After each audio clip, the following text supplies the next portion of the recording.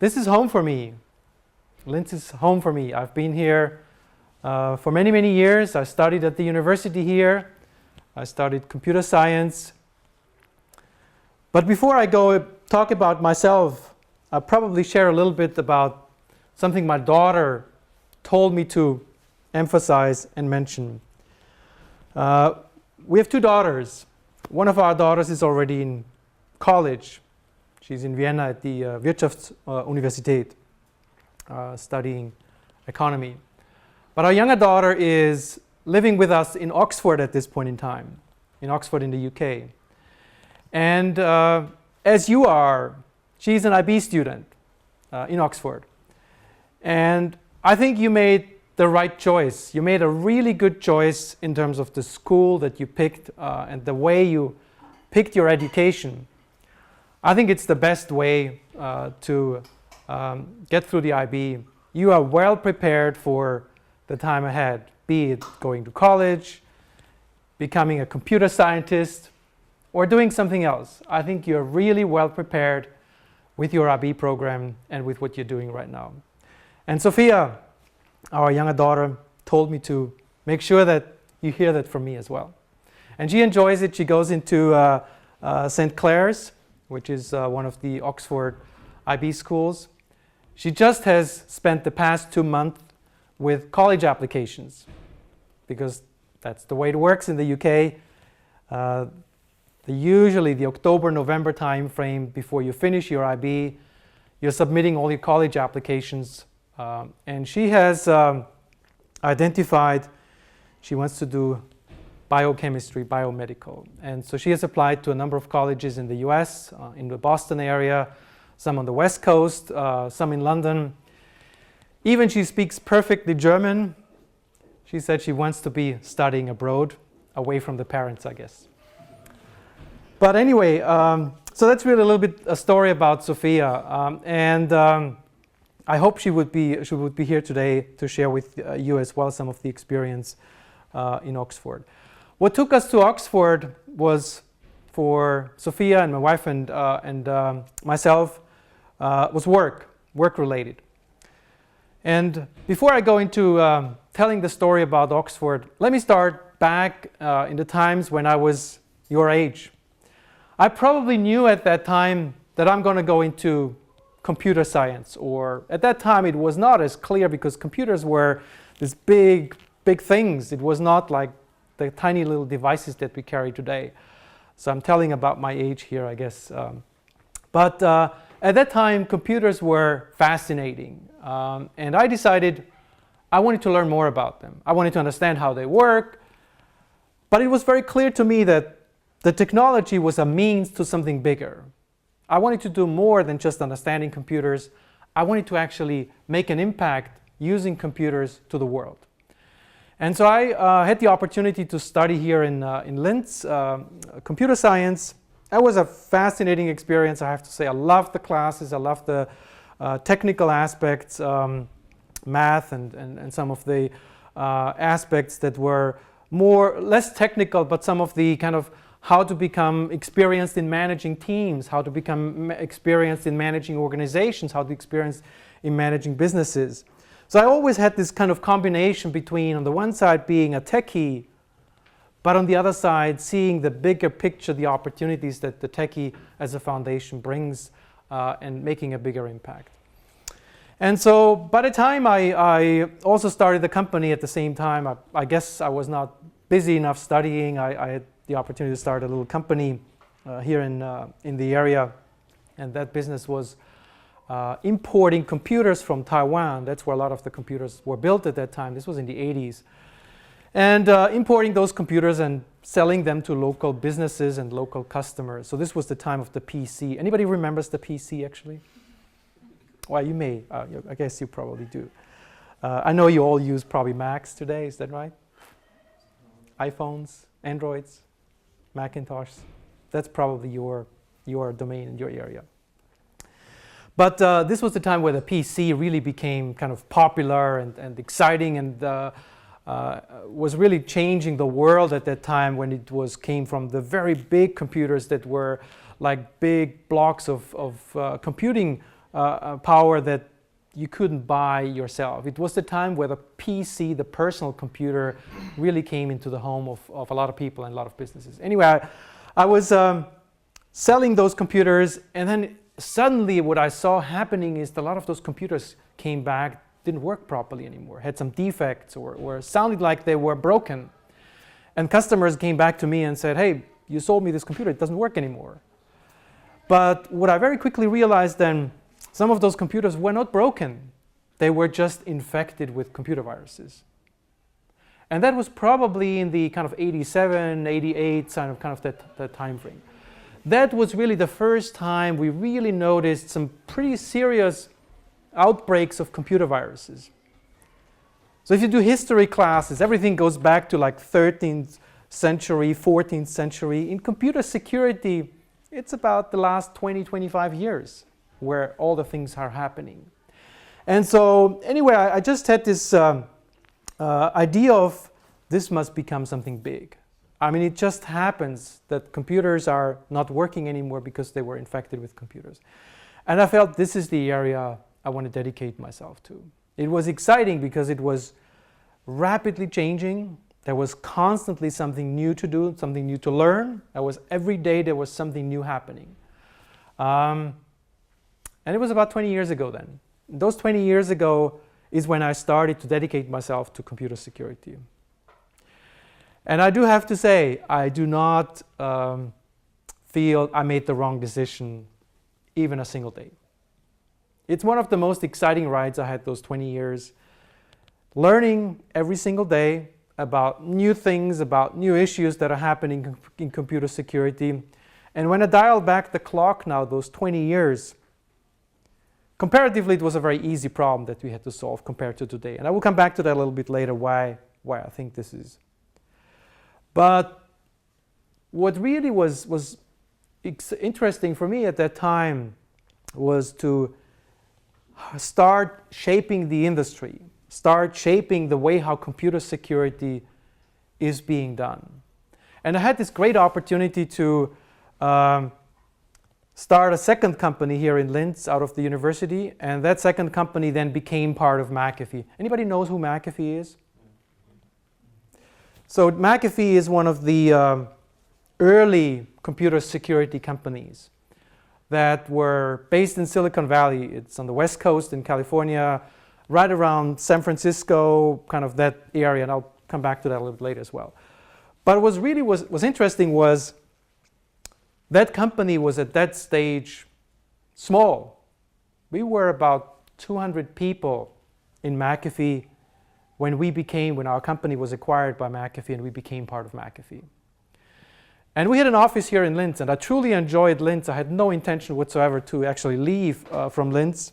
I was just very comfortable.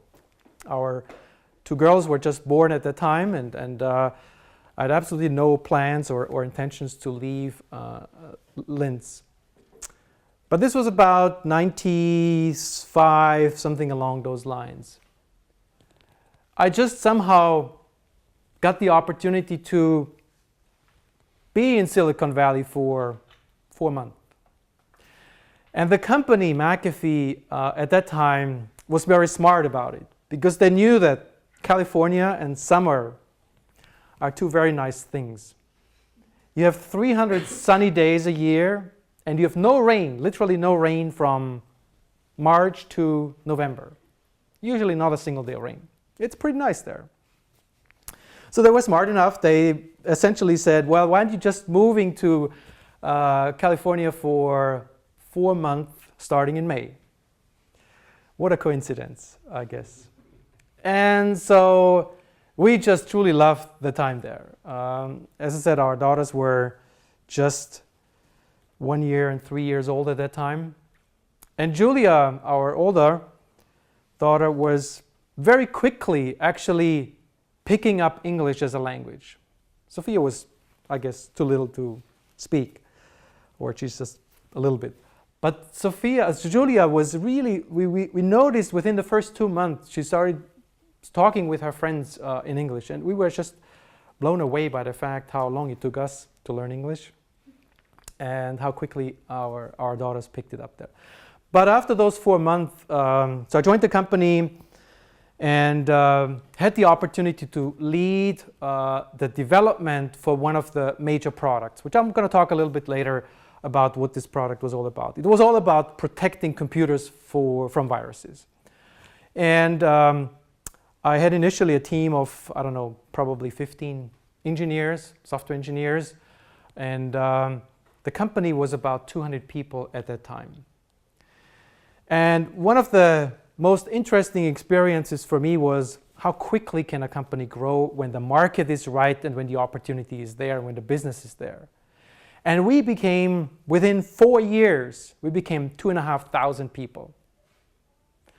Just that growth was just absolutely stunning in terms of the ability to manage such a growing organization. I mean, it's exciting and it's fascinating because you see progress. And in Silicon Valley, people say a company either grows or a company is dead. So there is no company that is stagnant or gets smaller, I guess.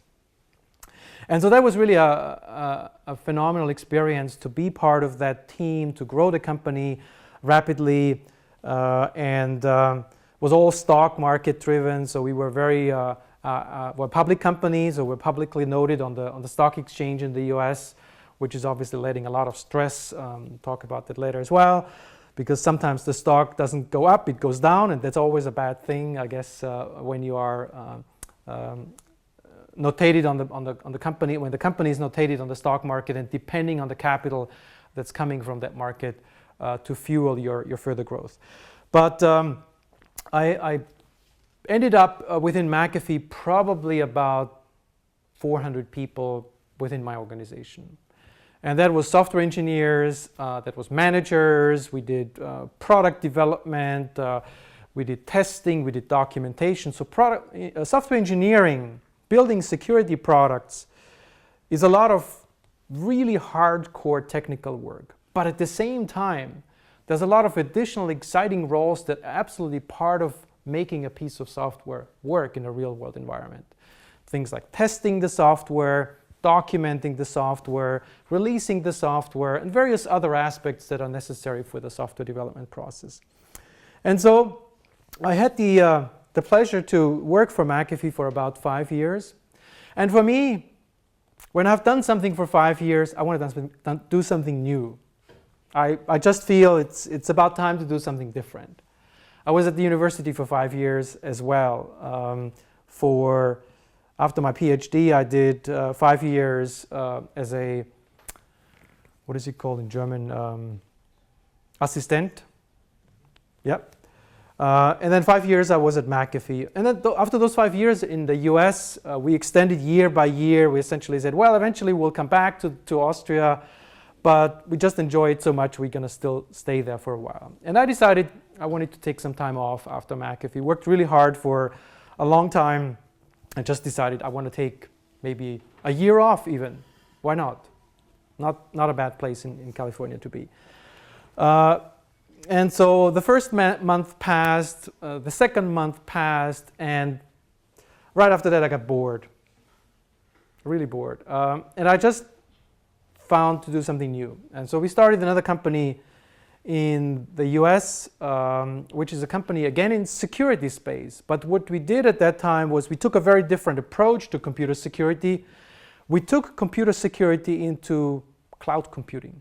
Are you familiar with cloud computing? Mm-hmm. Yeah, I see some nodding heads there. But cloud is the big thing. So if you want to be in security, in computer science, and want to be cool, talk about the cloud. Because cloud is like, if you ask 3 experts what the cloud is, you probably get 4 answers. So it's a very interesting discussion actually, and probably could spend another hour or two on just cloud computing. But I'll leave it at that. So we took something that was very new, very innovative at that time, and that's one of the things you always have to think about. The moment you be in technology, it's not about you being the best techie in the world. Yeah, there is obviously an element of that.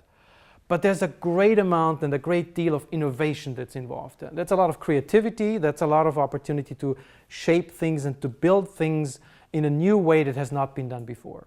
That's a lot what technology is all about. Of course, you need to be really on these teams, on some of my teams, I always have a really good mix of some really hardcore engineers who just absolutely love the fact that they can program the best possible way, but you have a great deal of team that works together in a very collaborative way that is also providing some of the creative support and some of the other things as well.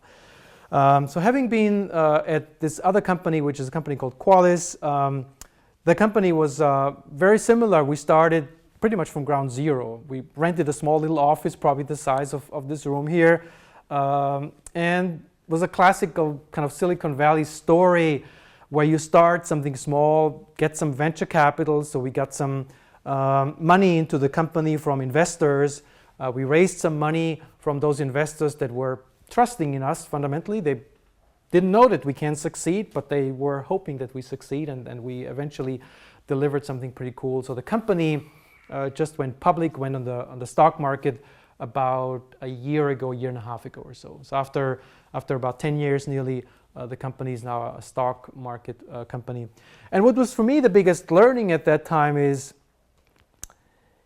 you can do anything as long as you have the conviction to do so. And we didn't know where we end up when we started the company. We changed our course, and so we obviously found our way into what we wanted to do over time. But fundamentally, what's really unique is you just have to every day wake up in the morning and think about how can I make a difference in terms of the product, in terms of how you bring the product to your customers. And so I spent a lot of time not just in the office on the technology side, but I also spent a great deal amount with customers. So I traveled a lot to various different customers in the US, in Europe, even in Austria here we had some customers. And it was a great experience to do that because you learn so many other things, interacting with people, the way how you, the cultures. When you go to Japan, it's a very different way how you run a business meeting than when you run a business meeting on the West Coast in the US. West Coast in the US, it's very casual and nobody wears a tie ever. If you go to Boston or to the East Coast in the US, everybody wears a tie and very formal with the suit and everything there. Or New York, the same there. And if you go to Tokyo, it's very formal as well. You even make sure which place of the table you sit when you have dinner and whatnot. So it's a very interesting experience globally when you travel that far. But the key theme is always interact with customers as closely as you can. Listen to your customers. Your customers are your best advocates, and they really help you building a great product. I'm going to do a little bit of fast forward here, make it a little bit, skip something there, because I think after those 5 years at Qualys, was again roughly about 5 years. You see a pattern here.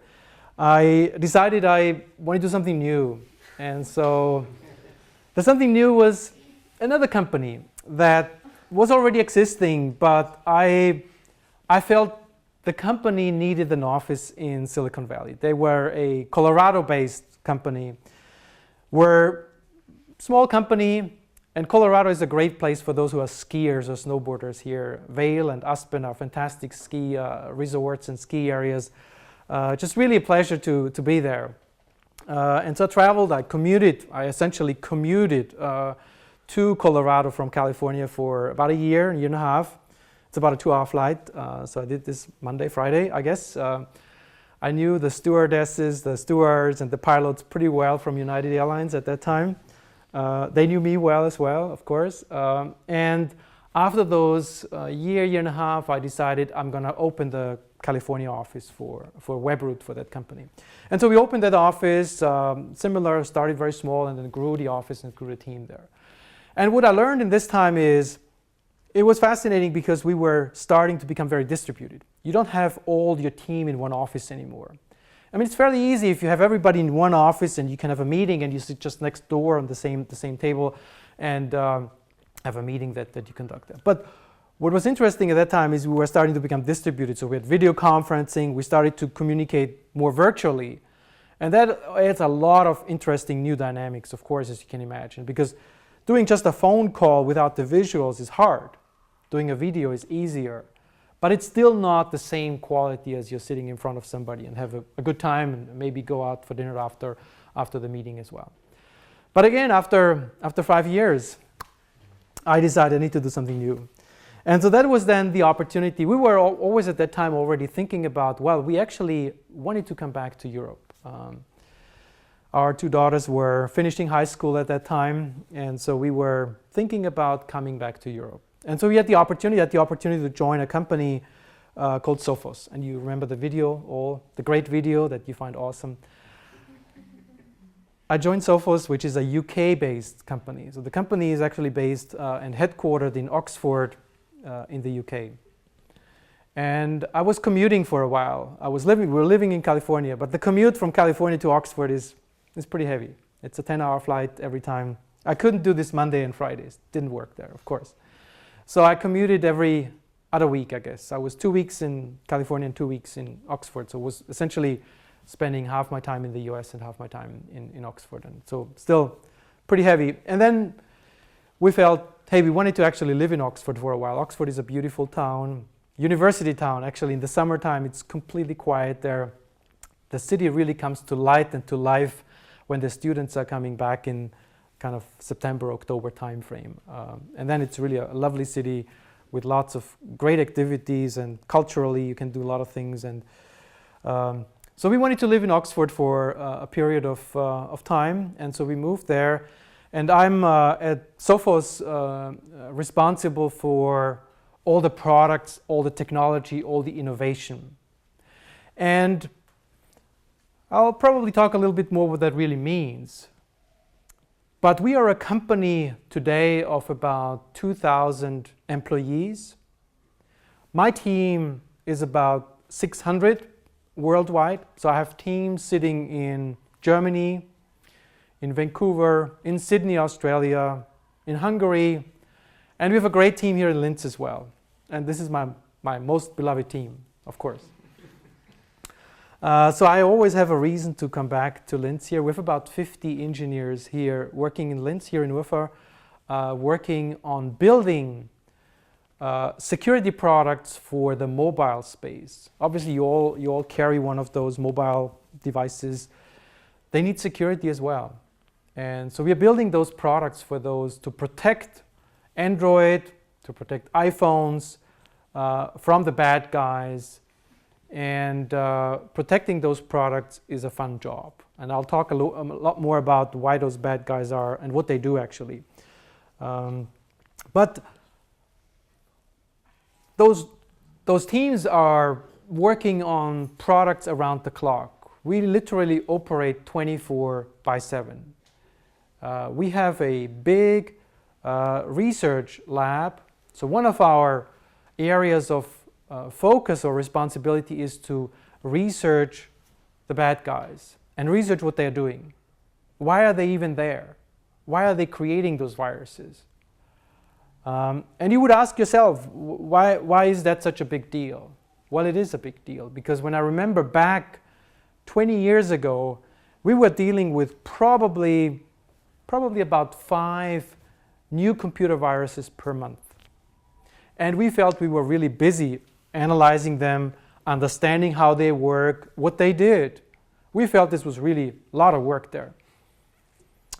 Well, nowadays, today, when I look in our labs, this is infrastructure that we have globally that analyzes viruses and malware automatically. Nowadays, today, we are tracking about 250,000 every day. This is, of course, there is no human being that can work through that. And so we have large data centers that automate a lot of that research work. But at the same time, the human brain is always best at understanding what's going on. And so we have about 100 researchers around the globe, 24/7, because sometimes the bad guys are hitting on a Sunday. Sometimes they hit on December 24. And we had some big outbreaks a few years ago on December 26. You were mentioning the bad guys quite many times right now. Who is actually interested in programming a virus? Yeah. What's the point behind it? Great question, great question. Thank you for asking that. It's a really good question. So why are there bad guys? What's the purpose? Well, I have to say, 20 years ago, it was all about proving how good you are. Because at that time, developing a computer virus was really hard to do. and required a lot of advanced skills and knowledge there. So it was kind of an ego trip, I guess. It was people proving how good they really are. That was 20 years ago. But then very quickly, it became from proving how good you are, it became financially motivated. And as soon as money is involved, all bets are off. I tell you that. It became financially motivated because suddenly people started to make money with malware or with viruses. How do they make money? Let me share you. While in the early days, computer viruses were mostly visual, they showed something cute on your computer, maybe a firework, maybe some Teletubbies. I don't know if are they known here in Europe? Yeah, they are. Okay, good. I remember them from my daughters when they were watching them when they're little. So Teletubbies walking over your screen, and so computer viruses were more fun and just showing you something going on there on your system there. But nowadays, computer viruses are created and built for somebody to make money. There is somebody financially motivated who is interested in breaking into companies' networks, in breaking into organizations, stealing information. One of the biggest issues of malware, which is really more than just viruses. Viruses is one class of bad stuff. Malware is this bigger word that encompasses a lot of other things there. But today, a lot of malware is designed and created to steal information from people's computers. Stealing from people's computers could mean you're stealing a blueprint from a company for the next car or for the next airplane. Stealing information on a computer could mean you're stealing credit card information. Stealing information could mean you're stealing logins to your bank account. And if there is some money on this bank account, it's even more powerful. Obviously, if the bank account is in the minus, it's not a very valuable commodity. And all of that information is being sold on the internet on the black market. So there is a huge black market where all this information is being traded and sold. And obviously it's not traded and sold using regular mechanisms, it's traded and sold using bitcoins or some other MoneyGram capabilities so that the money is exchanging hands without having a trail in place. And so really that's what drives malware today. Malware today is no longer created by humans. They are all created by computers. And if you want to be a cyber criminal, if you want to become a cyber criminal, there is kits on the internet that you can buy. I'm not telling you should do that at all. I think it's a bad idea. But look, I mean, this is the reality. The kit out on the internet for you or for anybody to become a cyber criminal is about, the investment, I guess, is about $700 to $1,000 US dollars. And you buy that with a credit card. Obviously with a stolen credit card, I guess. Not with your own. And that kit is essentially available, and that allows you to build and become a cyber criminal. And if you don't like what you see, you have a 30-day money-back guarantee. And those cyber criminals also give you support. So if the tool doesn't work on your computer, it's a support. This is really almost like a business. Obviously, it's a very shady business and not a business that any of us wants to be ever involved at all. But clearly, I think that's what drives and fuels that market today. It's a very, and the problem is, because it's all anonymous on the internet today, you never know who the real actors are that are involved. Because if you download that cybercriminal kit from somewhere, don't believe that from the server you downloaded that actually, wherever that kit is on there, that owner of that server knows about it. Because cybercriminals put their stuff on servers that are not their own. Of course, they're not giving away their own identities. So it's all through many layers of indirection, and a lot of it is coming from some of the Asian countries. Malaysia is a big country for that. Some countries, some places in Russia, where a lot of cybercrime is originating. But it's very tough to chase it down because it's a global phenomena and the internet has no boundaries. And laws don't work internationally. So even if there is something that we do quite regularly as part of our research, when we see something, we monitor the internet 24/7. So we constantly look for new appearances and new activities. And when we see something new and we can find some really valuable and useful information, we usually work with the authorities. We report them to authorities. So we're well connected with some of the police units worldwide to report the information. We are not in a position to follow up. That's not our business fundamentally. But it's very hard, as we recognize, because laws are not transferable from one country to the other. So what may be illegal in one country may not be legal in another country. So that adds a lot of complexity to the problem. But the bottom line is viruses and malware are not generated by people anymore. It's all computer generated. That's where the volume is coming from. That's where we are struggling. And this is a constant fight that we are fighting every single day, the good guys against the bad guys. It's constantly like playing a chess, a three-dimensional chess with many variables involved. And sometimes you're ahead, sometimes you're falling back. Yes? So why do we don't have malware actually destroying your computer if viruses nowadays are only interested in accessing like bank accounts? Yeah. Getting information? Yeah. Well, most of the early viruses were very visible. They were showing you something cool or something interesting there. Some of the more modern viruses or malware is very invisible. It's designed to be on your system as long as possible. It's all about how long malware today can be sitting on your computer, because that's the time it can do something on your computer. And so you find today very few viruses or very few pieces of malware that are actually visible. Most of the malware today is completely invisible to the human eye. And that's where we, as a research organization, come into the picture, analyze what's going on those computers, and systematically try to detect them. But today's malware is very stealth, very invisible, and very difficult to see with the naked eye. Yes? So how cautious do you have to be with your data?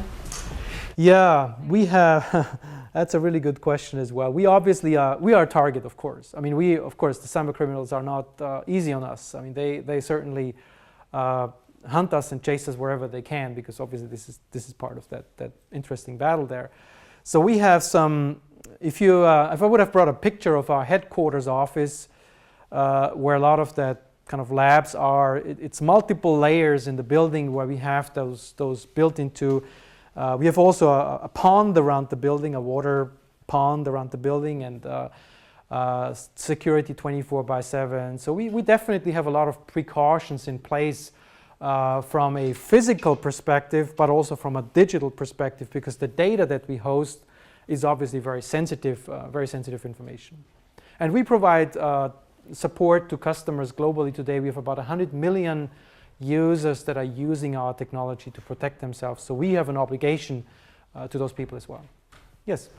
Forgive me for asking you to rewind a little bit to your beginning, but I'm working with Andreas on this study abroad. And you spoke to knowing fairly early on that computer science was what you wanted to pursue. Mm-hmm. And my question to you is, did you know that from the standpoint of your aptitudes and your interests or your passions, or how did you define that? I mean, you said maybe when you're 16, gee, I'm a geek in my heart, or I mean, how did you know that? Because I think for this group, they're starting to begin to ask themselves those questions. And you were obviously in an incredibly fortunate situation in that field spoke to you. I'd be curious to know, and for the sake of others, how you came to that epiphany, if it was an epiphany or if it was an evolution. That would, I mean, like I said, I apologize for interrupting the criminal Great question. investigation. Great question. So when I remember turning the clock back a little bit here, what I think was, to me, most important at that time is I was a technically oriented individual. I always enjoyed technology. But what I felt was, with technology, you can make a significant impact to the future of how we work, how we live. And I didn't know that I'm going to go in security at that time. That was later. But the fact that I felt computer science allows me to create and to define something where even maybe a next generation has some huge opportunity, huge advantage. And it comes with its own responsibility, of course. I mean, technology responsibility is an important part. When you create technological things, you obviously have to be very careful about those monsters that you create so that they're not creating backfiring on you. But it became very clear to me at that time that I wanted to do something where I can have such an impact of that order of magnitude. And computer science at that time felt the obvious choice in terms of the technology evolution that was ahead.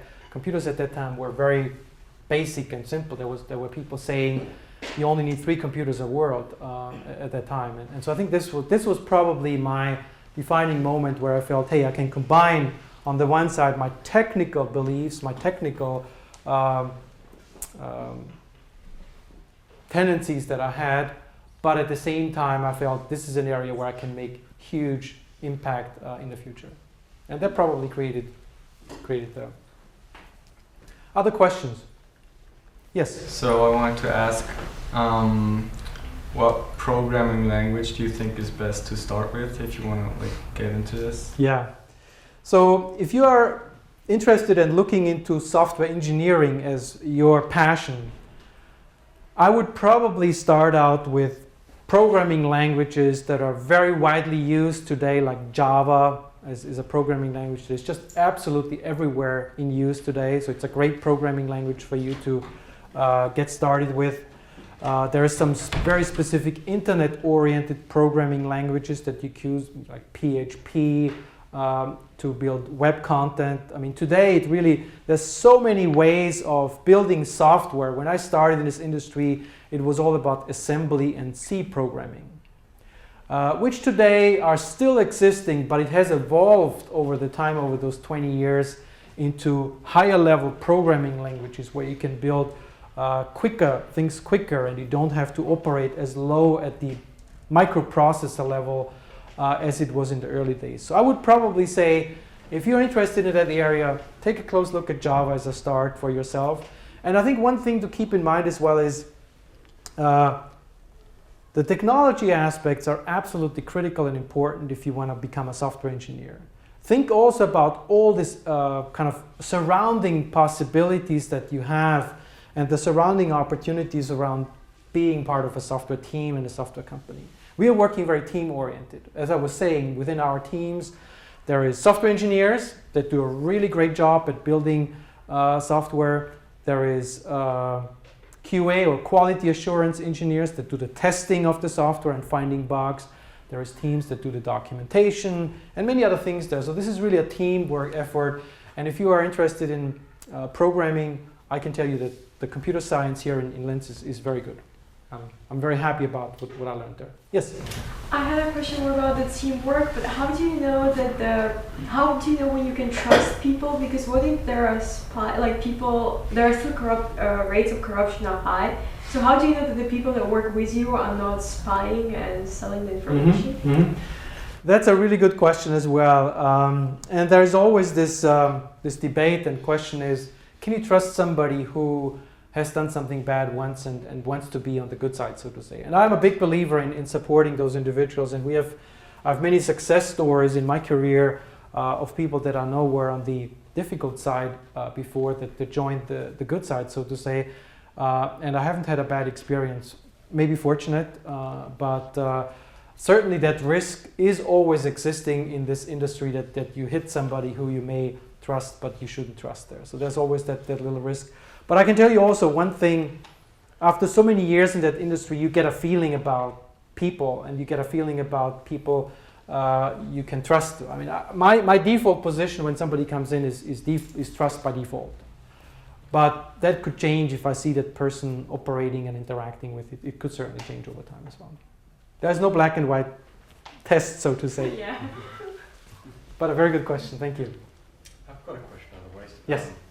You mentioned you knew you were technical, so you were searching for a technical field. But what does it actually mean to be technical, and what is actually technical? Yeah. What is technology? Yeah. How does one know one can or cannot get into technology? Mm-hmm. We mentioned languages, so this is Lisa, right? Very strong in languages. Yeah. Does it apply? Yeah. So there's two elements to my job actually that I think I probably want to emphasize here. being technical is one aspect. Being technical means I always was curious about how things work.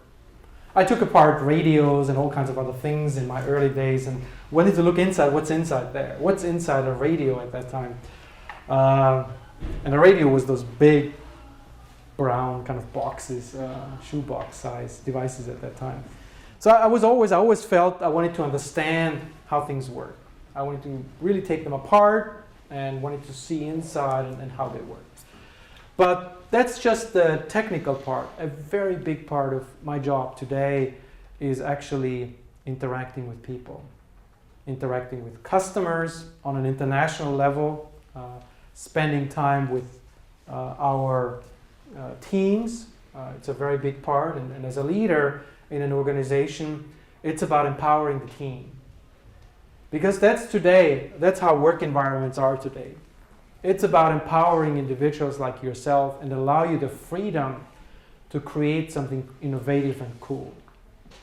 In the early days of companies, it was very different because it was much more hierarchically organized. There was a boss and there was like structures in place and all those things. That's not the way how software industry works today. Software industry is a very collaborative industry today where everybody on the team is fundamentally at the same level. There's still hierarchies, of course, in some way. But in most of the environments that are successful today, successfully developing products and computer software, it's a collaborative work environment where everybody on the team is at the same level and contributing with their own creativity and innovation. And not everybody has the same kind of input, which makes a team really great. It's the fact that everybody is different on the team and has different views and points of views and discussions and the way how things are being done, that makes a successful team. And I think that's a very important skill. No matter where you go, no matter what you do, that ability to interact with the team and leverage your own skills, bringing on in your own skills, be it language skills or be it technical skills or be it mathematical skills or whatever. I think the key is to interact with the other parts of the team because that's what you will see in your future working environments, no matter what area you will go and no matter what you do. Yes? I actually have another question. So earlier you talked about a company called Qualys that you started. Mm-hmm. So I wanted to ask, how do you raise capital from investors? Where do you go? What do you do? Yeah.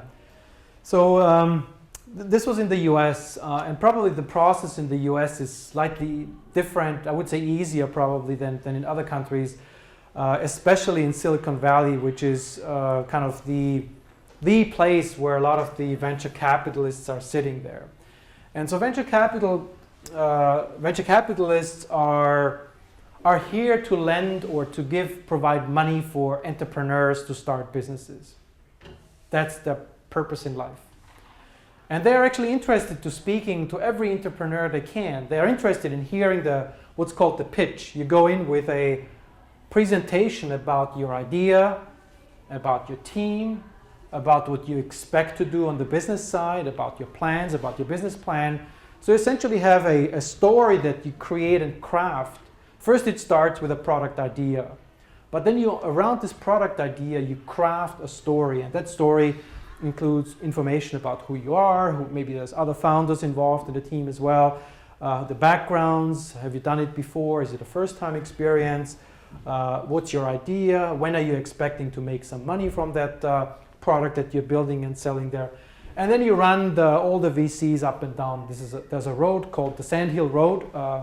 For those who have been in Silicon Valley before, in the Bay Area before, as it's called as well. This is a very famous road where all the venture capitalists are situated, and you just walk from one door to the next and hit all of them and give them your pitch and give them your best story, and they probably then say, well, no, sorry, this is not an area we're investing at the moment, but we're interested in your ideas anyway. So that's the worst case answer you can get.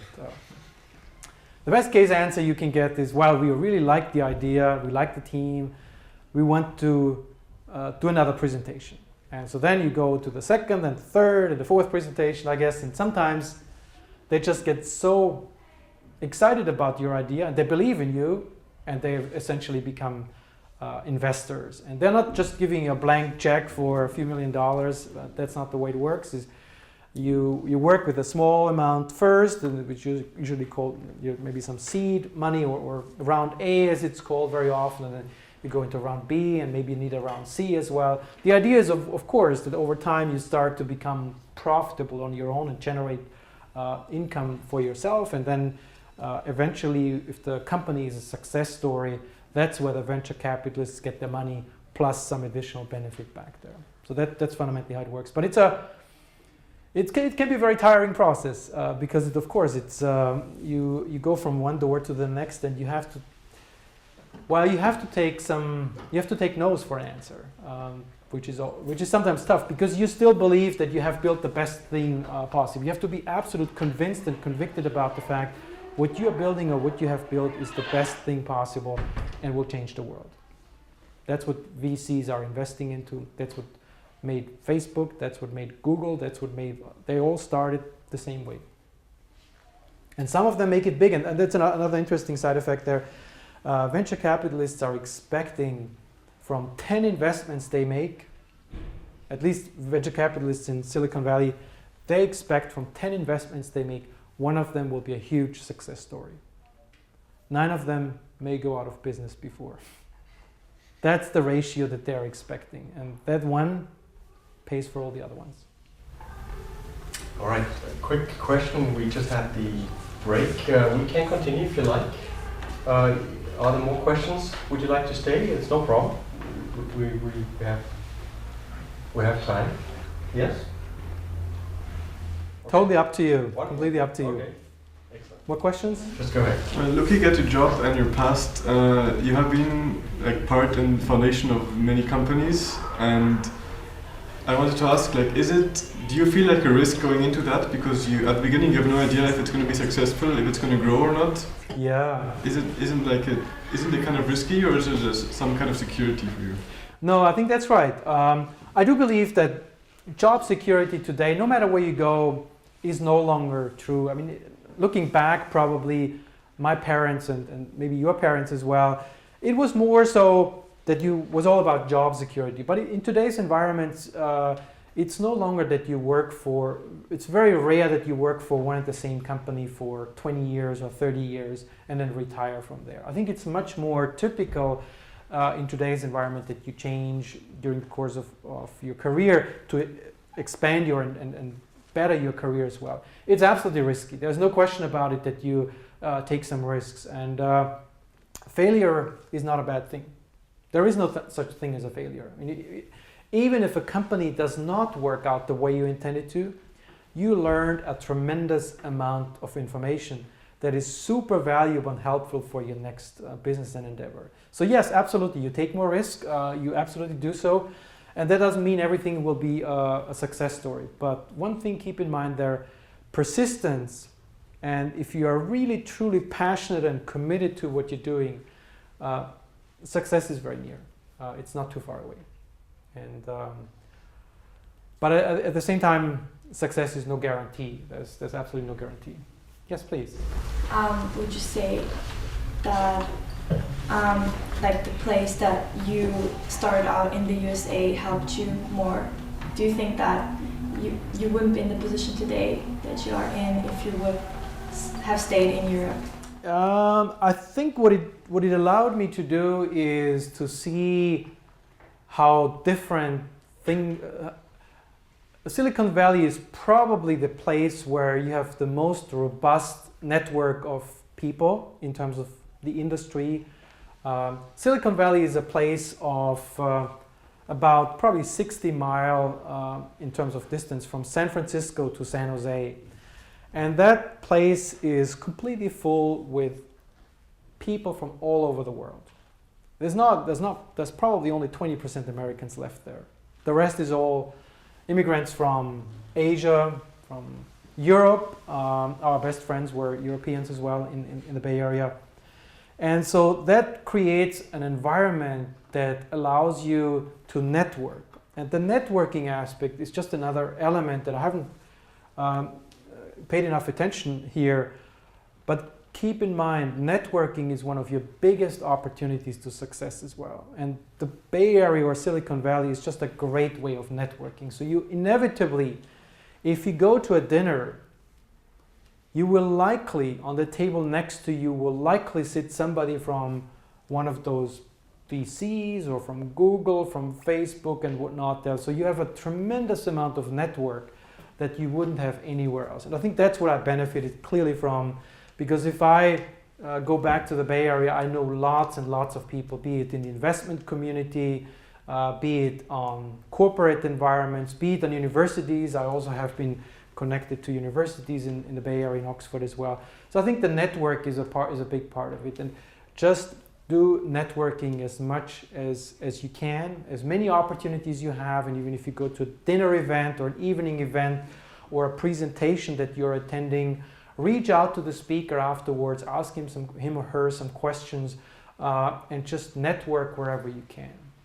Even not necessarily with having something specifically in mind, but then maybe 6 months later you remember, oh, I met this person at that event, and I need that person now to do X or to get some help there or get some information and whatnot there. So networking is a big part, and you can do that in Europe as well here. But I do encourage you, if you have the opportunity, try to spend a semester or even study abroad program. It's a great way. I think it's absolutely fantastic. I recommend this to my daughters as well. So Julia is going to Singapore for a semester from Vienna, from the university next year. And I think you should think about the same way. If you have the opportunity to do a semester abroad, or even a year, or even study abroad, it just opens your horizon. It builds you another set of network that you can come back later. Yes? So another question, how do you make sure you get the right people on your team and the best software engineers? Like how do you make them come to your company? Mm-hmm. Yeah. Recruiting is one of the most difficult parts as a manager, as a leader in any company. And because you are competing with a lot of other companies. And when you are looking for a software engineer, they are very much in demand. Software engineers are probably one of the biggest in demand. And so I can guarantee you, if you go into becoming high-tech or focusing on engineering aspects, you will have a job before you leave university, I guarantee you. And so it's very hard for us to compete with other companies. So we have to be creative about what we do and how we make employees welcome at the company, how we tell them that this is the great company that they want to work for. That's the reality of the market today. And so we have some programs in place internally in terms of supporting our employees for free lunches and free dinners and all those things that are a big part of what makes Silicon Valley in particular. I mean, look at Google, for example, is probably one of the prime examples. There's free food for everybody, and that's great. But there is a reason behind it. It's not free money, really. It's not free that you're getting a free. Yeah, you get it for free, but the intention is, of course, the fact that you are being well fed there and that everything else is there. You may stay longer in the office than you would otherwise, because you don't have to go outside for dinner, and you get essentially your dinner in the office. So I think it's a competition for every company that is recruiting and that is hiring, to make sure that you make it really an attractive place for that engineer or that engineer to join the organization and to make it a really good place to work. Yes? As you just mentioned competition, you were talking earlier about like you, the good guys, the people working for computer security, like fighting against the bad guys. Yes. Isn't there like some kind of rivalry or like competition between the different companies, or do you like work together? Yeah, a great question. So obviously we are not the only player in town. There's plenty of other security companies out there, and everybody knows everybody in that industry. I mean, this is a small community at the end of the day. So I know a lot of the people in some of our competitors and vice versa. And so we are competing in the market, but at the end of the day, we're working together. We are sharing intelligence and we are sharing information.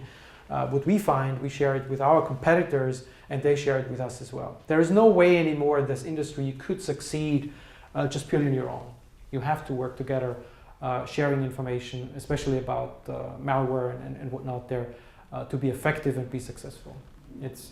It's not a kind of a formal program that's in place, but there's a lot of informal sharing between companies going on there. I've got a question on engineers. One popular image of an engineer is a nerd. So, you know, a guy who hasn't seen a shower in 2 weeks and he's got long hair and eats pizza all day and doesn't sleep and stuff, right? Can't communicate with people, especially with women. Is that what your engineers look like? Do you have to be a nerd? Technology? I have worked with many of those, and I find them brilliant to work with. But you don't have to be one. I think that's very clear. I mean, this is a personal choice. I mean, I think at the end of the day, we have fantastic engineers that don't follow the stereotypes. So this is not just about being a nerd, being successful in technology. I think it's much more about your creativity and your ability to innovate is more important than being the nerd. That stereotype is existing, of course. But I have to tell you, I love both of them. Yes? Would you say that it's more a job for men? Really good question. We have in this current company, I think we have about 25-27% women. We are intending to grow the split of to make the population of women higher. I wouldn't say it's necessarily predisposed, but historically I think that's probably what it has been. But if I look at the efforts that are being done at universities and other places, even at universities starting computer science, it starts to get much more balanced there. But historically it has been, I mean, looking back 20 years, it was probably 10% women in that industry. And I think the right thing would be a really good mix. As I was saying before, it's not just about being just purely the best hardcore techie. It's also about the ability to innovate and be creative. And there's no distinction of men and women. It just depends on you individually what you're good at and what you prefer to do. Okay. Well, I guess we've been able to answer all your questions. Well, thank you very much for your attention. And yeah, thanks. Thank you very much.